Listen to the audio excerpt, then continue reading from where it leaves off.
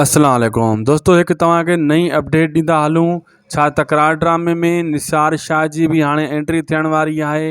उहो वरी जेको आहे सिजावल ख़ान जीअं हाणे शेर अली आहे, मतिलबु उहो शेर अली जे मुक़ाबले में छा वाक़ई हाणे निसार शाह खे भी तकरार ड्रामे में ऐड कयो वेंदो, इन्ही में केतिरी सच्चाई आहे ऐं तव्हांखे इहो ॿुधाईंदासीं दोस्तों तकरार ड्रामे में ॿिया वरी कहिड़ा अदाकार अचण वारा आहिनि।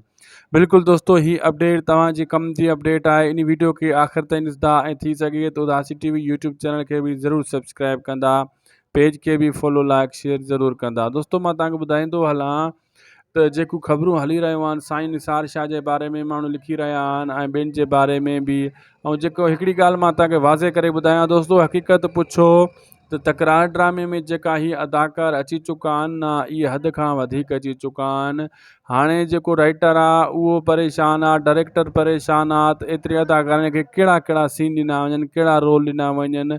हाणे हिकिड़ो मां तव्हांखे अंदाज़ो ॿुधायां, मीर आहे, मूसा आहे, बख्शल आहे, भावल आहे, दरिया ख़ान ऐं हिते अकबर, सिजावल ख़ान, शेर अली जा सौट नवाब ख़ान ऐं जेको आहे बख़्त ऐं अलाए केतिरा ॿिया ॿ टे अदाकार बि आहिनि। हाणे वरी उन जाइ ते उन्हनि खे सीन रोज़ानो नवां नवां काॾों ॾिना वञनि। अहिड़े हिसाब सां हाणे अन क़रीब दोस्तों तव्हां ॾिसंदो त ॿ टे अदाकारनि खे प्यालो कंदा ऐं अञा ॿ टे अदाकार घटि थींदा, हाणे वधंदा कोन। ऐं साईं निसार शाह जी जेको ख़बरूं हली रहियूं आहिनि इन में जेको आहे दोस्तों फ़िलहालु का सच्चाई कान्हे का। अचण वारे वक़्त में इहा ख़बर पवंदी। फ़िलहालु इन में को नओं अदाकार ऐड कान थियण वारो आहे। दोस्तों, वीडियो पुॻो आहे पंहिंजी पुॼाणी ते। अगरि तव्हां दोस्तों वीडियो हेसि ताईं ॾिठो आहे, तव्हांखे नंढिड़ो अर्ज़ु आहे त उदासी टीवी यूट्यूब चैनल ज़रूर सब्सक्राइब कजो, जीअं तव्हां का भी अपडेट मिस न थिए।